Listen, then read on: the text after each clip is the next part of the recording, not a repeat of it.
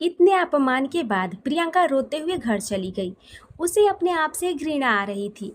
वे अपने आप को खत्म करने की सोचने लगी। जब उसे कुछ समझ नहीं आया तब उसने अपने हाथ की नसों को काट दिया। उसे दर्द का एहसास नहीं हो रहा था। उसे तो बस बार बार वकील की बातें कानों को और दिमाग की नसों को झकझोर कर रख दे रही थी। धीरे धीरे आंखों से आंसू निकलने बंद हो रहे थे। सांसें भी अब मध्यम हो रही थी। पलकें भी झुकी जा रही थी। उधर सुरेंद्र अचानक जोर से चिल्लाकर उठा। नहीं प्रियंका, नहीं, ऐसा नहीं हो सकता। तुम मुझे छोड़। माँ उसके बगल में बैठी थी। वे हड़बड़ाकर पूछी, क्या हुआ? कोई बुरा सपना देखा है क्या? हाँ माँ, हाँ, शायद प्रियंका की जान खतरे में है। उसने इतने अपमान के बाद लगता है कि नहीं नहीं, मुझे जाना होगा, मुझे जाना होगा। माँ बोली, रुक जरा, रवि को भी साथ ले ले। वे पागलों की तरह दौड़कर जाने लगा। कहीं सही में उसने अपने साथ तो नहीं, नहीं, वे कमजोर नहीं हैं। और फिर बाबूजी तो हैं ही उसके साथ। सुरेंद्र उसके घर पहुंच गया। दरवाजे पर खड़ा होकर तेजी से कॉल बेल बजा रहा था, पर कोई खोल नहीं रहा था, ना ही कोई फोन उठा रहा था। अब उसे कुछ समझ नहीं आया। उसके मन में बहुत सारे बुरे बुरे ख्याल आ रहे थे। तो उसने बाहर रखे गमले से खिड़की के कांच को तोड़ डाला और घर में घुस गया। उसके हाथों से खून निकलने लगा। वे दौड़कर प्रियंका के रूम में गया, जहां खून से लथपथ प्रियंका की आखिरी सांसें चल रही थी। वे उसे अपनी बाहों में पकड़ लिया और गले से लगाकर कहा, ये तूने क्या कर लिया पगली? इतनी जल्दी हार मान गई? ये भी नहीं सोचा कि मेरा क्या होगा? मैं कैसे रहूंगा तुम्हारे बिना? उसने उसका चेहरा हाथ में लेते हुए बोला, आंखें खोलो, आंखें खोलो, देखो तो मैं तुम्हारे पास हूँ। एक बार तो आंखें खोलो। वे धीरे धीरे आधी अधूरे आंख खोली। सुरेंद्र की तरफ देखते हुए बोली, अब बहुत देर हो गई। मुझे कुछ समझ नहीं आ रहा था। आपका मेरा साथ बस यहीं तक था। वे उसे गले लगाकर बोला, नहीं नहीं, ऐसा मत बोलो, तुम मेरी जिंदगी हो। मैं तुम्हारे बिना जी नहीं पाऊंगा। इतने साल इसी उम्मीद में काट दिया कि शायद कभी ना कभी तो हम मिलेंगे। तुम ही कहती हो ना कि मैं बहुत ही जिद्दी हूँ। तो हाँ, मैं बहुत जिद्दी हूँ। और मेरी यही जिद है कि तुम्हें अब अपना बनाकर रहूंगा। अब मुझे दुनिया की कोई परवाह नहीं है। प्रियंका, आंखें खोलो।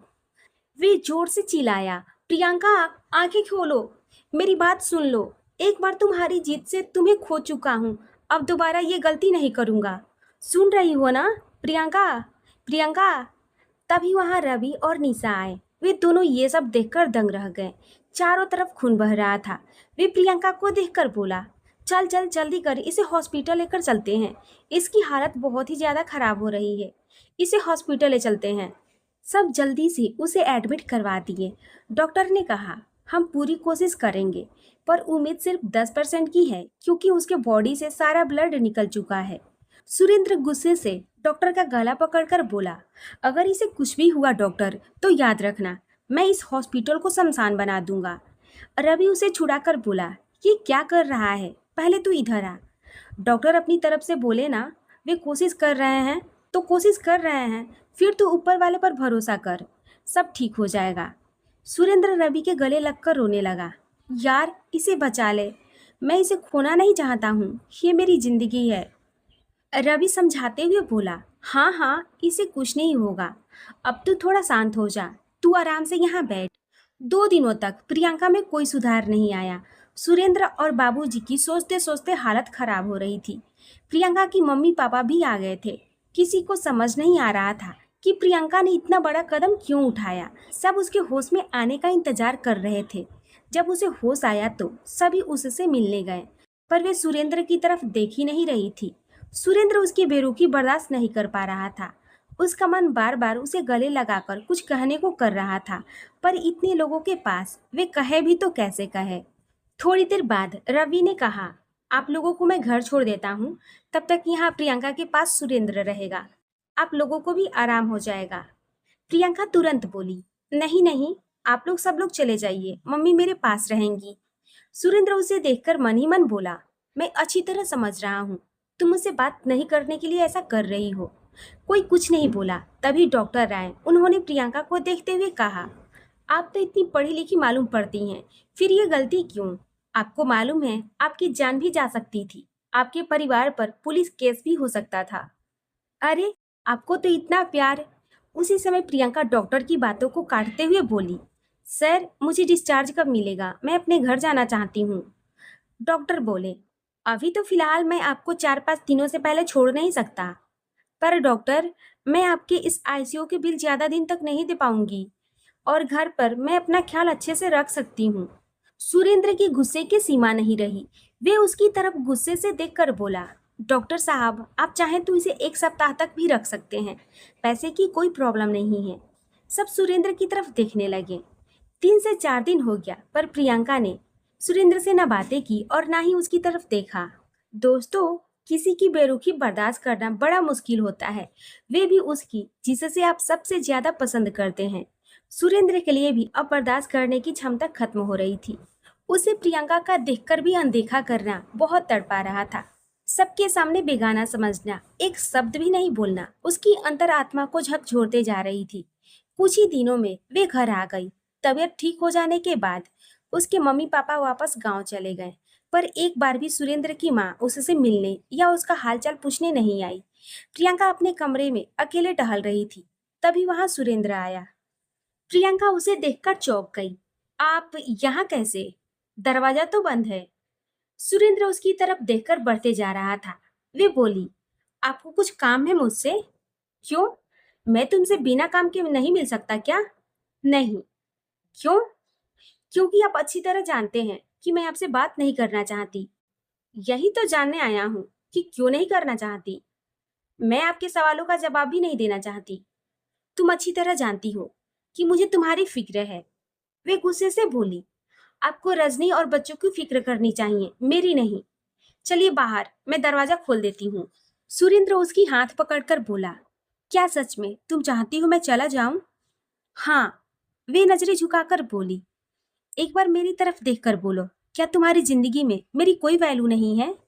नहीं नहीं, मैं कितनी बार बोलूं? झूठ बोल रही हो तुम। तुम आज भी मुझसे बहुत प्यार करती हो। एक बार अपने मुंह से तो बोलकर देखो।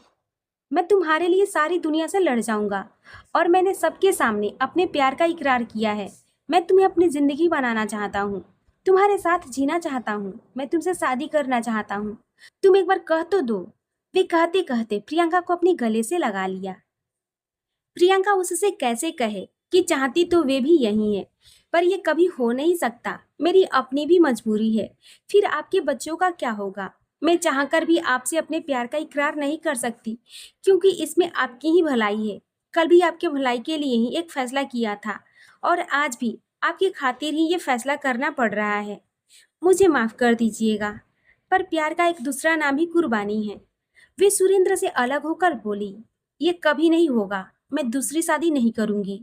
आपकी ये पागलपन मुझे कोर्ट में सरेआम जलील कर चुकी है। अब मुझ पर एक एहसान कीजिए और मुझसे दूर रहिए। मुझे मेरी जिंदगी में खुश रहने दीजिए। तो क्या तुम मेरे बिना खुश रह लोगी? जी हाँ, लेकिन मैं तुम्हारे बिना नहीं रह पाऊंगा। अब आप जाइए यहाँ से। ठीक है, मैं जा रहा हूँ, लेकिन याद रखना, मैं बहुत ही जल्द तुम्हें अपना बनाकर ले जाऊंगा। ये मेरा तुमसे वादा है। मैं एक फैसला कर चुका हूँ। कल मेरा इंतजार करना, मैं तुमसे इंगेजमेंट करने आ रहा हूँ। आप ऐसा कुछ नहीं करेंगे। वे मुस्कुराते हुए प्रियंका की तरफ झुककर बोला, तुमने मुझे हिटलर नाम दिया था, तो शायद तुम्हें याद होगा। हिटलर अपनी जीत पूरी करने के लिए कुछ भी कर सकता था। तुम कल रात इसी समय मेरा इंतजार करना। चलता हूँ। याद रखना, कल हमारी सगाई है। वे वहां से चला गया। प्रियंका सोची, क्या कल सच में वे नहीं नहीं, वे ऐसा कुछ नहीं करेंगे। रात कट गई सोचते और करवटें बदलते हुए। अगर सच में वे आ गया तो? नहीं नहीं, ऐसा कुछ नहीं होगा, क्योंकि घर में आंटी तो है ही, लेकिन वे जिद्दी भी तो बहुत हैं। सोचते सोचते प्रियंका के हाथ पांव फूल रहे थे।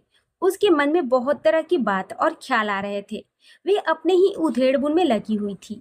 उधर सुरेंद्र खुशी से नाच रहा था और गाना गुनगुना रहा था। आज तो वे पुराने वाले सुरेंद्र की भूमिका में ही चला गया था।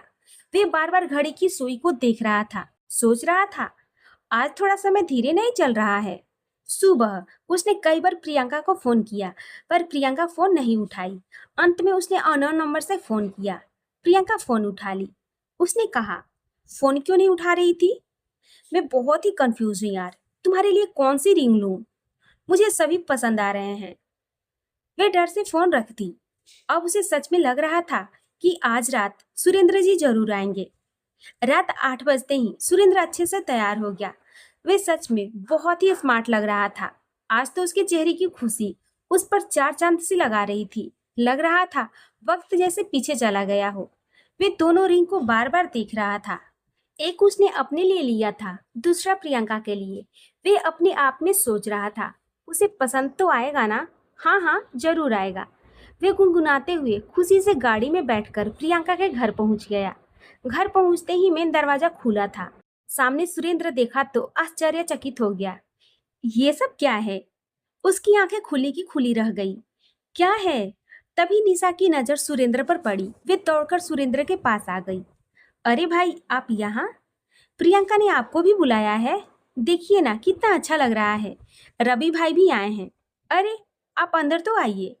तभी अंदर से नरेंद्र चंचल जी की आवाज आई। प्रेम से बोलिए जय माता दी। भक्तों के अनुरोध पर मैं नरेंद्र चंचल, माता का भक्त, आज सारी रात माता की चौकी गाता रहूंगा और आप सबको नचाता रहूंगा। तो माता के चरणों में सब प्रेम रात्रि जागरण शुरू किया जाए।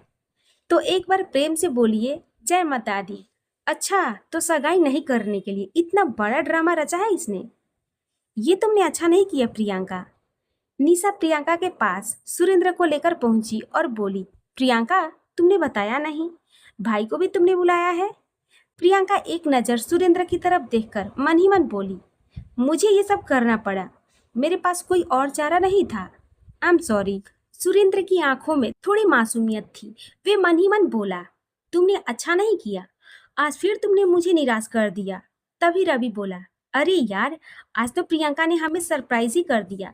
शाम 6 बजे इसने डिसाइड किया और उसी समय से हम सबने ये सारी तैयारियां की है। सुरेंद्र प्रियंका को देखकर बोला, हाँ, इसे तो आदत है सरप्राइज देने की। मैं भी यहाँ आकर सरप्राइज हो गया। चल बैठते हैं। सभी बैठकर जागरण के गीतों में लुत्फ उठा रहे थे।